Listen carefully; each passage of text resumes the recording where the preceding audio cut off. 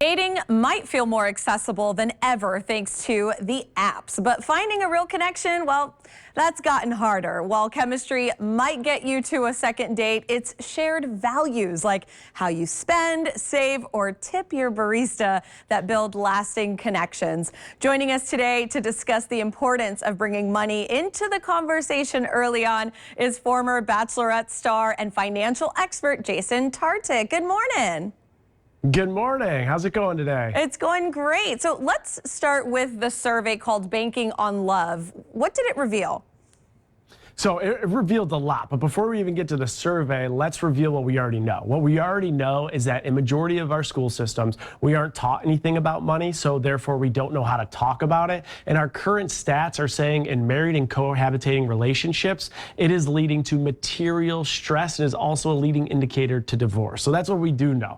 With this Chime survey, we're starting to see generational shifts are changing a little bit. So over 50% of millennials and Gen Z in this survey said that they find it attractive when a partner is willing to talk about their income. And contrast to that, only 23% of baby boomers agreed with that. So that's just one topic in this wild world of taboo talks and money talks of income. But we're starting to see generationally that conversation is shifting so much that not only are they willing to talk about it, but over 50% of them are saying they are attracted to those that are open to those conversations.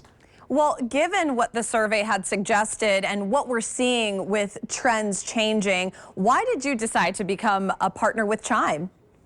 So for almost a decade now with my podcasts and then the books that I publish, I have been very open on the thesis that financial transparency just gives us all more information. And the more information we have, we can earn more, we can be smarter spenders, and we could be smarter savers. And so as a result of that, I saw what Chime was doing, and Chime is all based on financial progress. So some of our theses overlap immensely. And then to see that the work they're doing in this survey to say, hey, we're seeing generational shifts. These are conversations that once upon were frowned upon, but now are being brought to the forefront is exactly what I think in this country we just need to do to get on the same page when it comes to money, which is one of the most important assets in the world. And the other thing too is we just know right now there's a lot of issues when you intersect money and love. So some type of change has to come, and Chime is on top of it. Yeah, what exactly does Chime offer that you think is really helpful to your followers?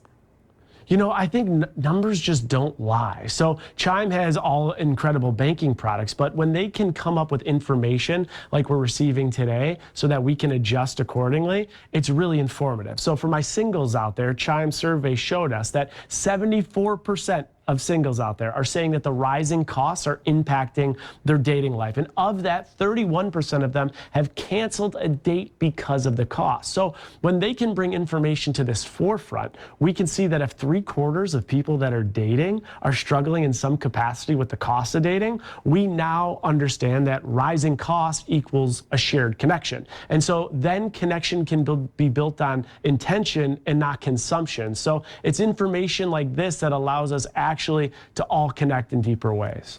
Well, we know deal breakers are a big topic when it comes to dating. So what would you say some of your top financial deal breakers are?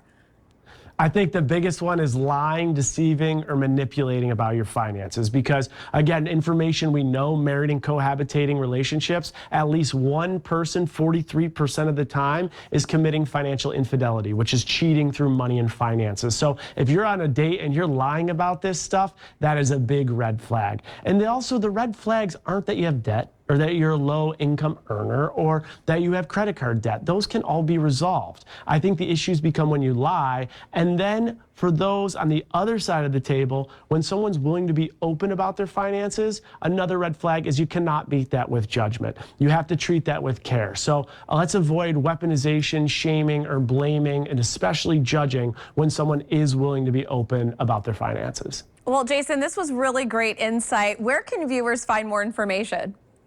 Yeah, so I dropped some of the statistics here from the survey, but you can find more of those on chime.com and all their banking products. And then I have a podcast where all we do is talk about financial transparency, where people make what they make and where they even lose money, and that's on Trading Secrets. Well, great. Thank you for joining us this morning.